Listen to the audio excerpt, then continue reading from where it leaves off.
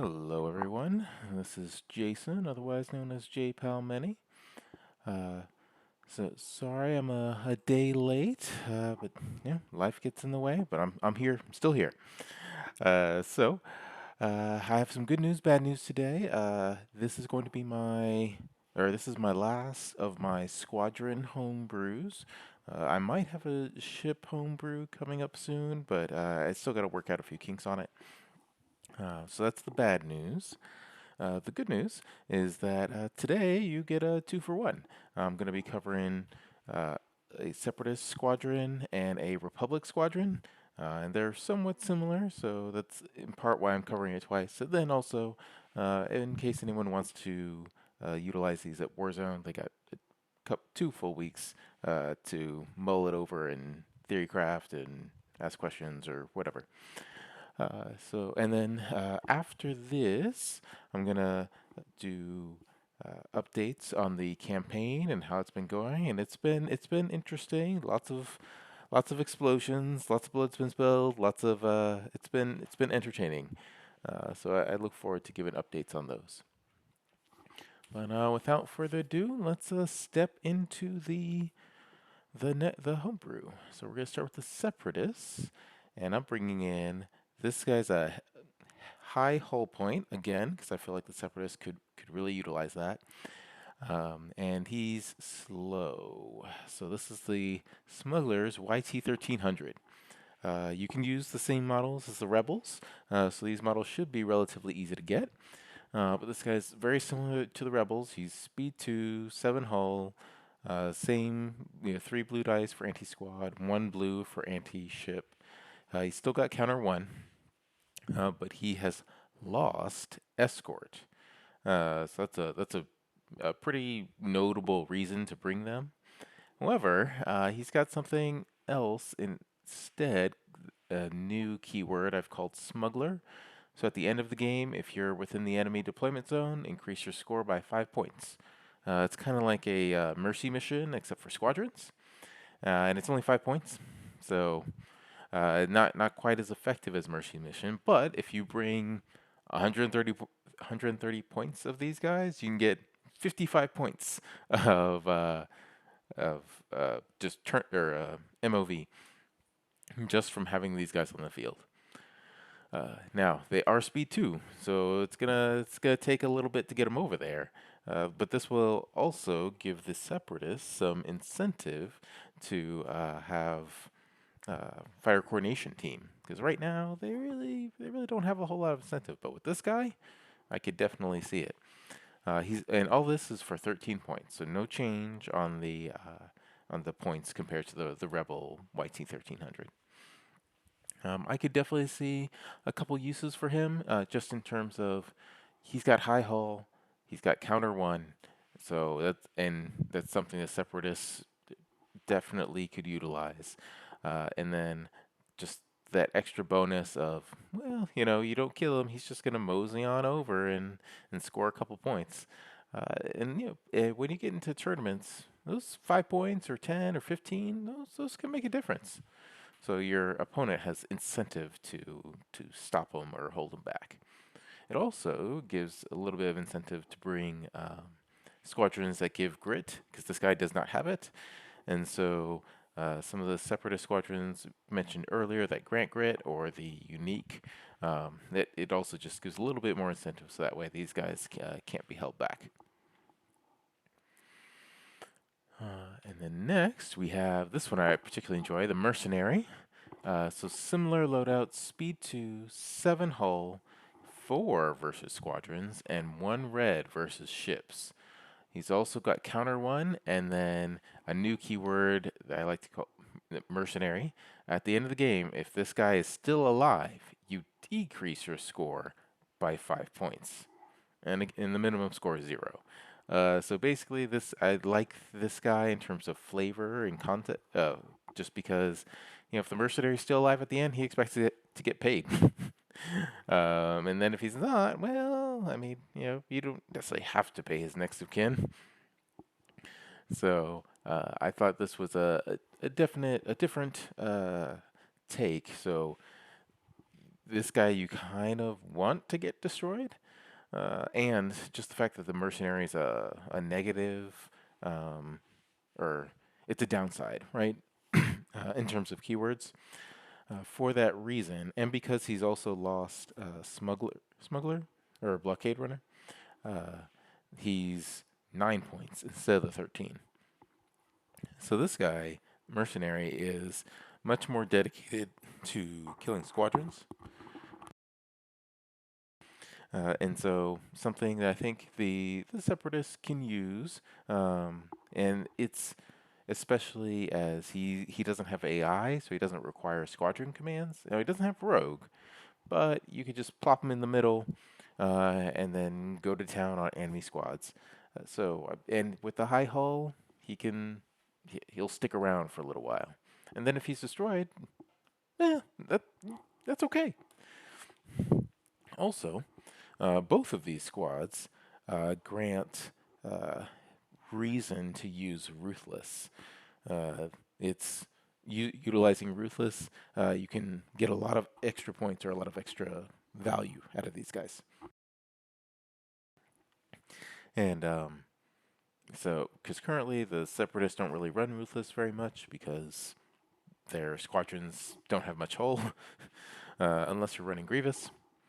But so this guy would also work well with Grievous in that you want him to be destroyed.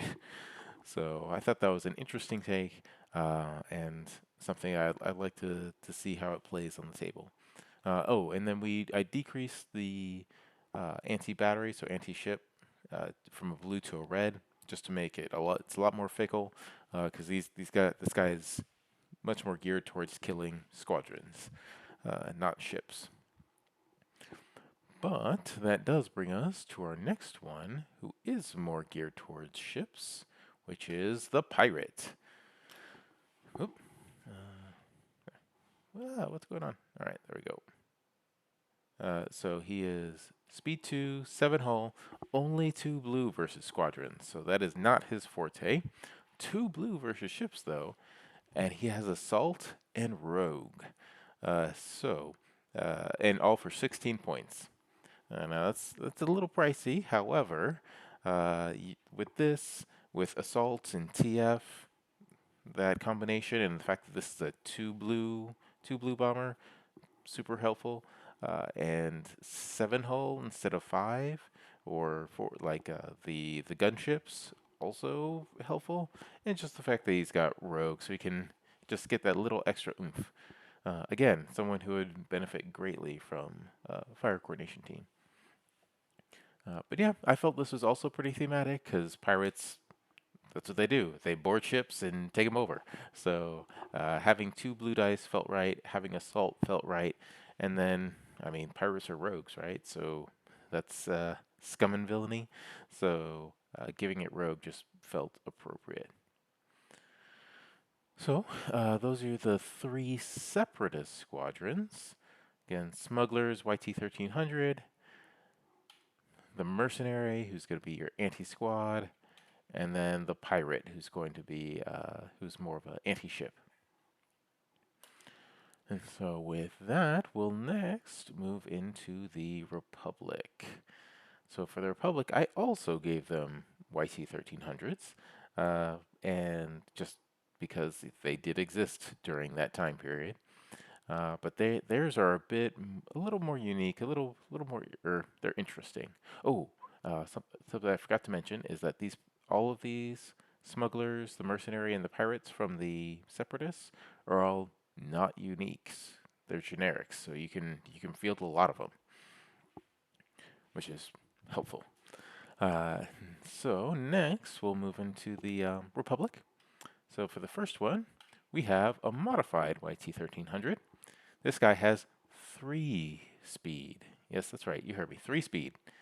7 hull, 3 blue, 1 blue versus, or 3 blue versus squadrons, 1 blue versus ships, and counter 1, all for 13 points. So again, comparing this versus the Rebel YT-1300, the reason most people don't bring it is because it's speed 2, and speed 2 is slow, and you need help if you're gonna be doing speed 2. Now the Republic is already bringing in fire coordination teams quite frequently on those peltas in particular. But this guy being speed 3 means you don't have to. You can utilize it for arcs or something else. So having speed 3 is impactful. Uh, and then it lost escort. And so I felt like that was a good balance, which is why the points are still at 13. So it's the same as the Rebels, except it's speed 3 and it lost escort. Uh, that felt about right. It does also give it a little bit more of differentiation between it and the ARC 170, because the ARC 170, in my opinion, is essentially just a better YT-1300. So this giving it speed 3 gives it a little more uh, differentiation from the ARC 170. And then next, we're going into the two uniques. Now, this next one is one that caused some controversy initially, but I've modified it slightly, and so I think it's hitting the sweet spot pretty much right where I want it. And that is the Courageous. So it's unique. Speed 2, 7 hull, 2 blue versus squadrons, so that's not what it wants to do. 2 reds versus ships. It has grit and it's 16 points. No defense tokens, so a little pricey for a non-token squadron. However, his deal is while attacking a ship, uh, your dice can be used at red range. So that's right. You now have a little mini turret, and each of your crit icons adds 1 damage to the damage total. So it makes those red dice a lot more reliable because they could be a bit finicky. Yeah, this guy, he took a lot of time when it came to trying to balance. So thematically, this is a YT-1300 that when it came off the assembly line, they actually put in 2 Nebulon B turbo laser cannons, and uh, so in doing so, that's why I gave it 2 red dice, and that's why those dice can be fired at red range. I thought it was interesting. I thought it was thematic. I also thought it was super useful for the Republic because they don't have a whole lot of long range firepower. Unless you're running Svats or yeah, Anakin to a degree with the super salvos, with all the upgrades and whatnot. But unless you're running, or of course, the Chargers, CR70s, but those are pretty niche areas. So in general, there's a vast number of lists that don't run Svats. Anakin as your commander, a lot of people don't do that, and then a ton of people do not run CR70s, or if they do, they don't run the red version because it's usually has mercy mission and is flying away, so trying to stay out of the action. You don't have a full fleet of it. So I thought giving this guy the red range anti-ship, or for battery, is just gives them a little bit more oomph on the long range, which is super helpful, especially because the Republic can't really navigate that well. So if you can't turn to get all of your good guns and get the arcs at long range, at least this guy, he could be a little mini turret, just kind of sitting and shooting. I gave him grit just because that it felt appropriate. He needed a little bit more, just in terms of having one squadron, like a Rican Charabe, lock him down, and or something like that. Felt like it really detracted from his ability. So I thought giving him grit was helpful. Now he's only speed 2, so he's not going to get very far. But if you activate him with a squadron command, he's got just enough to get out of range. And with the I do not know why it's switching. Okay, and with the red dice range it's for the anti-ship. Even if you jump backwards away from the enemy, you can probably still be in red range. I apologize. Let me jump out of this real quick. All right, there. So that's why he's got grit. Um, Now his crits count for damage, but he is not a bomber. Initially, when I had him built, I gave him the bomber keyword, but it felt like it was just too much because you can then utilize him with matchstick, which would have been too much, and there was the bomber command center reroll.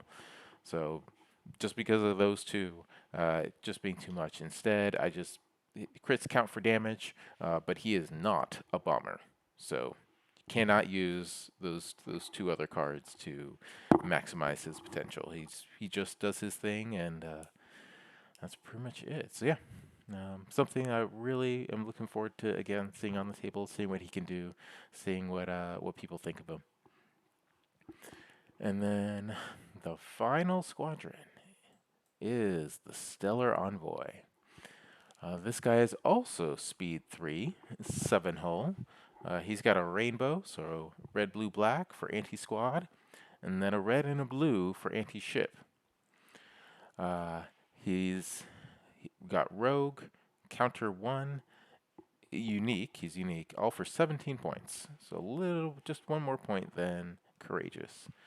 And then his text is something you've probably seen before. While attacking, if you're in base contact with the defender, you may suffer 1 damage to roll 1 additional die of your choice. Alright, so this guy, Stellar Envoy. The Stellar Envoy is actually the name of the Millennium Falcon before it became the Millennium Falcon. And so that's why he's speed 3. And then his anti-squad dice of Rainbow felt appropriate, considering it's the Millennium Falcon, but it's not quite the Millennium Falcon, so it doesn't have the 4 dice that Lando or Han had, so it's only got 3.